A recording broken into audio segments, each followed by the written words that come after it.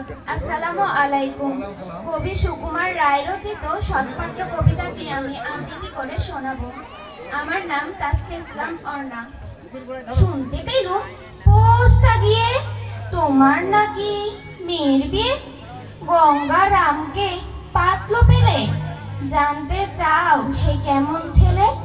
মন্দ নয় সে পাত্র ভালো, রং যদিও বেজায় কালো, তার উপরে মুখের গঠন অনেকটা ঠিক পেঁচার মতো। বিদ্যে বুদ্ধি বলছি মশাই, ধনী ছেলের অধ্যাবসায়। 19টি বার ম্যাট্রিক এসে ঘায়েল হয়ে থামলো শেষে। বিষয় আশায় গরিব বেজায়, কষ্টে সৃষ্টে দিন চলে যায়। মানুষ তো নয় ভাইগুলো তার, একটা পাগল একটা গোয়াল, আর একটি সে তৈরি ছেলে, জাল করে নোট গেছেন জেলে। কনিষ্ঠীতে তবলা বাজায়, যাত্রা দলে 5 টাকা পায়।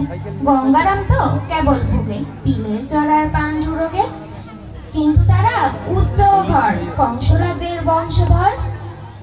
শ্যামলাহিরি বন গ্রামের, কি যেন হয় গঙ্গারামের। সবাইকে ধন্যবাদ।